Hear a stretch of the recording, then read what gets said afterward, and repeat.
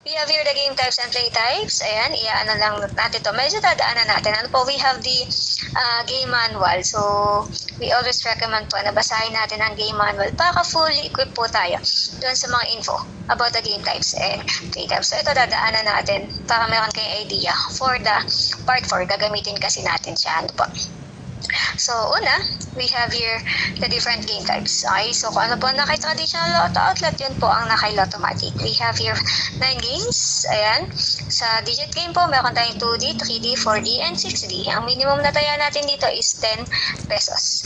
For the Lotto games naman, ito po yung sikat na jackpot game, 642 to 658. Okay, so dito naman po, the minimum bet is 25 pesos. So, nag-increase na siya. Ano po?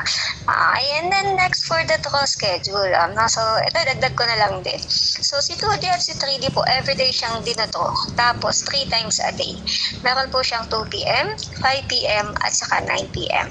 Then, the rest of the game po, ayan, 3 times a week na. So, si 4D, si 6D, and then the rest of the Lotto games, lahat po yan, 3 times a week. Meron po mga specific na araw kung kailan sila dinadraw. And yung mga game types natin, actually, meron silang iba't ibang play type. Hindi lang sila basta-basta nilalaro. Okay?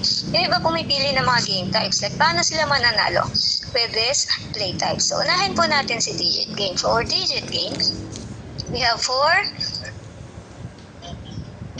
play types. So, si standard, lahat po ng digit game, meron siyang standard kasi siya po yung default play type. So, kung hindi magpapalit si player, by default po, naka-standard yung taya niya. Or mas kilala sa tawag na straight.